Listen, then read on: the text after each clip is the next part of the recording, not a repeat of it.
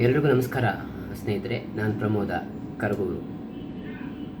ಸ್ನೇಹಿತರೆ, ಇವತ್ತಿನ ಈ ಒಂದು ವಿಷಯ ಯಾವುದಪ್ಪ ಅಂದರೆ, ನಿನ್ನೆ ನಮ್ಮ ಕರ್ನಾಟಕದ ಮಂಡ್ಯ ಜಿಲ್ಲೆಯ ನಾಗಮಂಗಲ ಪಟ್ಟಣದಲ್ಲಾದಂಥ ಒಂದು ಘಟನೆಗೆ ಸಂಬಂಧಪಟ್ಟಂತೆ ಮಾತನಾಡ್ತೀನಿ.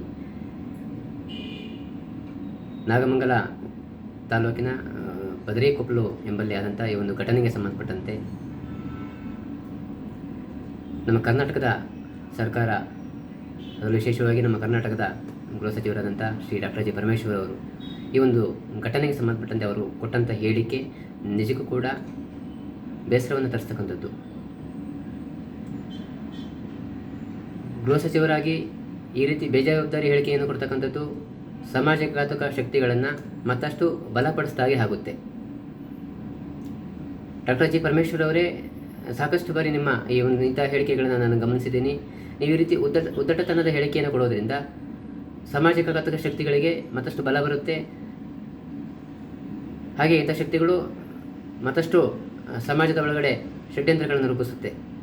ಹಾಗಾಗಿ ದಯವಿಟ್ಟು ಇಂಥ ಹೇಳಿಕೆಗಳನ್ನು ದಯವಿಟ್ಟು ಕೊಡಲಿಕ್ಕೆ ಹೋಗಬೇಡಿ. ಹಿಂದೆ ಕೂಡ ನೀವು ಹೀಗೆ ಮಾಡಿದಿರಿ. ರಾಮೇಶ್ವರಂ ಕೆಪೆ ಒಂದು ಬಾಂಬ್ ಸ್ಫೋಟ ಪ್ರಕರಣಕ್ಕೆ ಸಂಬಂಧಪಟ್ಟಂತೆ ಕೂಡ ಇದೇ ರೀತಿ ಒಂದು ಉದ್ದಟತನದ ಹೇಳಿಕೆಯನ್ನು ಕೊಟ್ಟಿದ್ರಿ. ಹಾಗೆ ನಿನ್ನೆ ನಾಗಮಂಗಲದಲ್ಲಾದಂಥ ಒಂದು ಘಟನೆಗೆ ಸಂಬಂಧಪಟ್ಟಂತೆ ಕೂಡ ಗೃಹ ಸಚಿವರು ಈ ರೀತಿ ಹೇಳಿಕೆಯನ್ನು ಕೊಡ್ತಕ್ಕಂಥದ್ದು ನಿಜಕ್ಕೂ ಕೂಡ ಶೋಭೆ ತರ್ತಕ್ಕಂಥದ್ದಲ್ಲ.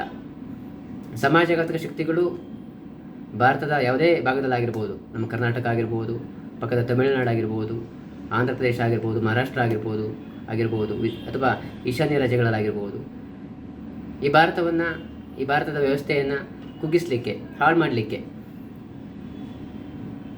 ಎಲ್ಲೋ ವಿದೇಶದಲ್ಲಿ ಕುಳಿತಿರ್ತಕ್ಕಂಥ ಒಂದಷ್ಟು ಶಕ್ತಿಗಳು ಕೊಡ್ತಕ್ಕಂಥ ಒಂದು ಅವರ ಆದೇಶವನ್ನು ಪಾಲಿಸ್ತಕ್ಕಂಥ ದುಷ್ಟ ಹುಳಗಳು ಈ ದೇಶದಲ್ಲಿ ಹುಟ್ಟುಕೊಂಡಿವೆ.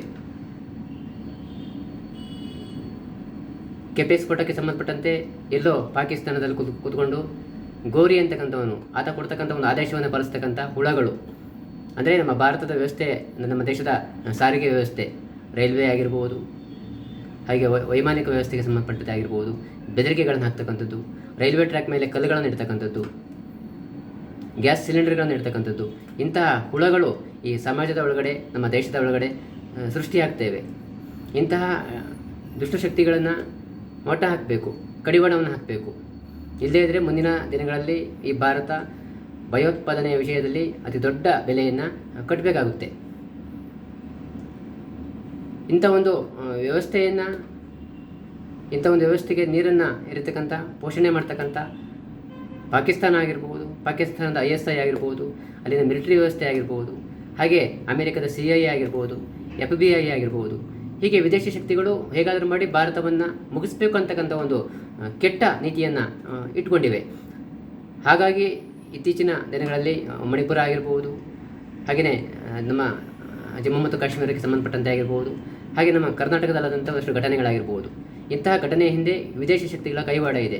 ಇಂತಹ ಶಕ್ತಿಗಳ ಸಹಾಯವನ್ನು ಪಡೆದು ಇಲ್ಲಿರ್ತಕ್ಕಂಥ ಸ್ಥಳೀಯ ವ್ಯವಸ್ಥೆಗಳು, ಇಲ್ಲಿರ್ತಕ್ಕಂಥ ದುಷ್ಟ ಹುಳಗಳು ಈ ಒಂದು ಕೆಲಸದಲ್ಲಿ ನಿರತ ಆಗಿರ್ತಕ್ಕಂಥದ್ದು. ಅಂದರೆ ಯಾರೋ ಕೊಡ್ತಕ್ಕಂಥ ಒಂದು ಆದೇಶಕ್ಕೆ ಇಲ್ಲಿರ್ತಕ್ಕಂಥ ಒಂದಷ್ಟು ಮತಾಂಧರು, ಧರ್ಮವನ್ನು ತಲೆಗೆ ತುಂಬಿಕೊಂಡಂಥವರು ಈ ಭಾರತದ ವ್ಯವಸ್ಥೆಯನ್ನು ಕೆಡಿಸಲಿಕ್ಕೆ ಹೊರಟಿರ್ತಕ್ಕಂಥದ್ದು ನಿಜಕ್ಕೂ ಕೂಡ ದುರಂತ. ಹಾಗಾಗಿ ನಮ್ಮ ಕರ್ನಾಟಕದ ಕೊಳಕು ರಾಜಕಾರಣಿಗಳಾಗಿರ್ಬೋದು, ನಮ್ಮ ಭಾರತದ ಸೆಕ್ಯುಲರ್ವಾದಿಗಳು ಅಂತ ಕರೆಸ್ಕೊಳ್ತಕ್ಕಂಥ, ಜಾತ್ಯತೀತವಾದಿಗಳು ಅಂತ ಕರೆಸ್ಕೊಳ್ತಕ್ಕಂಥ ಮಹಾನ್ ನಾಯಕರುಗಳು ಯಾರೇ ಆಗಿರ್ಬೋದು, ದಯವಿಟ್ಟು ದೇಶದ ಭದ್ರತಾ ವಿಚಾರದಲ್ಲಿ ಹಗುರವಾಗಿ ವರ್ತಿಸಬೇಡಿ. ಕರ್ನಾಟಕದ ನಾಗಮಂಗಲ ಆಗಿರ್ಬೋದು, ನಮ್ಮ ಕರ್ನಾಟಕದ ಬೆಂಗಳೂರು ಆಗಿರ್ಬೋದು, ದೇಶದ ಯಾವುದೇ ಭಾಗ ಆಗಿರ್ಬೋದು, ಇಂತಹ ದುಷ್ಟಶಕ್ತಿಗಳು ಪುನಃ ತಲೆ ಎತ್ತುತ್ತಾ ಇವೆ. ಇಂತಹ ಒಂದು ವ್ಯವಸ್ಥೆಗೆ, ಇಂತಹ ಒಂದು ಶಕ್ತಿಗೆ ದೇಶದ ಒಂದು ಸಂವಿಧಾನದ ಒಂದು ವ್ಯಾಪ್ತಿಯಲ್ಲಿ ಬರ್ತಕ್ಕಂಥ ನಿಮ್ಮದೇ ಆದಂಥ ಒಂದು ಕಾನೂನಿನ ವ್ಯವಸ್ಥೆಯಲ್ಲಿ ಕಠಿಣ ಸಂದೇಶವನ್ನು ರವಾನಿಸಬೇಕಾಗುತ್ತೆ. ಹಿಂದೆ ವಾಜಪೇಯಿಯವರ ಸರ್ಕಾರ ಇದ್ದಂಥ ಸಂದರ್ಭದಲ್ಲಿ ಒಂದು ಕಾಯ್ದೆಯನ್ನು ಜಾರಿಗೆ ತಂದಿದ್ದರು. POTA ಅಂತ ಹೇಳ್ತಾರೆ, ಅದನ್ನು ಪ್ರಿವೆನ್ಷನ್ ಆಫ್ ಟೆರರಿಸಮ್ ಆ್ಯಕ್ಟ್ ಅಂತ.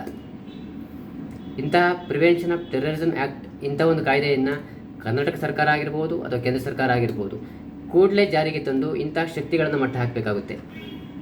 ಇವರಿಗೆ ಕರ್ನಾಟಕದ ಪೊಲೀಸರು ಹಾಕ್ತಕ್ಕಂಥ FIR ಆಗಿರ್ಬೋದು, ಚಾರ್ಜ್ ಶೀಟ್ ಆಗಿರ್ಬೋದು, ಇದರಿಂದ ಇವರು ಬುದ್ಧಿ ಕಲಿಯೋದಿಲ್ಲ. ಹಾಗಾಗಿ ಪ್ರಿವೆನ್ಷನ್ ಆಫ್ ಟೆರರಿಸಮ್ ಆ್ಯಕ್ಟ್, ಇದರ ಅಡಿಯಲ್ಲಿ ಯಾರು ಸಮಾಜಘಾತಕ ಶಕ್ತಿಗಳು ಸಮಾಜದ ವ್ಯವಸ್ಥೆಯನ್ನು ಕೆಡಿಸಲಿಕ್ಕೆ ಯತ್ನಿಸ್ತಾರೋ ಅಂತಹ ಶಕ್ತಿಗಳಿಗೆ ಪ್ರಿವೆನ್ಷನ್ ಆಫ್ ಟೆರರಿಸಮ್ ಆ್ಯಕ್ಟ್ ಅಂದರೆ POTA ಆ ವ್ಯಾಪ್ತಿಯಲ್ಲೇ ಇವರಿಗೆ ಶಿಕ್ಷೆಯನ್ನು ವಿಧಿಸಬೇಕಾಗುತ್ತೆ ಸಚಿವರೇ. ಹಾಗಾಗಿ ನಾನು ಈ ಕೂಡಲೇ ನಮ್ಮ ಕರ್ನಾಟಕದ ಮಾನ್ಯ ಮುಖ್ಯಮಂತ್ರಿಗಳಾದಂಥ ಶ್ರೀ ಸಿದ್ದರಾಮಯ್ಯನವರಾಗಿರ್ಬೋದು, ಹಾಗೆ ನಮ್ಮ ಕರ್ನಾಟಕದ ಗೃಹ ಸಚಿವರಾದಂಥ ಶ್ರೀ ಪರಮೇಶ್ವರ್ ಆಗಿರ್ಬೋದು.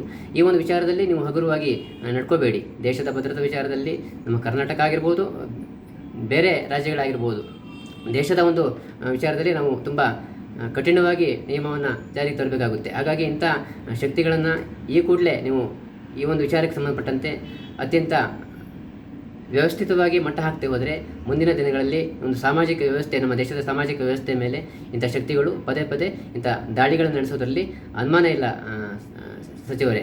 ಹಾಗಾಗಿ ಮುಂದಿನ ದಿನಗಳಲ್ಲಿ ಇಂತಹ ಒಂದು ಶಕ್ತಿಗಳ ವಿರುದ್ಧ ಕಠಿಣವಾದಂಥ ಒಂದು ಕಾನೂನು ವ್ಯವಸ್ಥೆಯನ್ನು, ಕಠಿಣವಾದಂಥ ಒಂದು ಶಿಕ್ಷೆಯನ್ನು ಇಂಥವರಿಗೆ ನೀವು ನೀಡಲಿ ಅಂತ ಹೇಳ್ತಾ ನನ್ನ ಇವತ್ತಿನ ಒಂದು ಕಾರ್ಯಕ್ರಮವನ್ನು ಇಲ್ಲಿ ಮುಗಿಸ್ತಾ ಇದ್ದೀನಿ ವೀಕ್ಷಕರೇ. ನನ್ನ ಕಾರ್ಯಕ್ರಮ ಇಷ್ಟ ಆದರೆ ಶೇರ್ ಮಾಡಿ, ಲೈಕ್ ಮಾಡಿ, ಹಾಗೆ ಕಾಮೆಂಟ್ಸ್ ಮಾಡಿ. ಮುಂದಿನ ಒಂದು ಕಾರ್ಯಕ್ರಮದಲ್ಲಿ ಮತ್ತೆ ನಿಮ್ಮನ್ನು ಭೇಟಿಯಾಗ್ತೀನಿ ವೀಕ್ಷಕರೇ. ನಮಸ್ಕಾರ ವೀಕ್ಷಕರೇ, ಧನ್ಯವಾದಗಳು.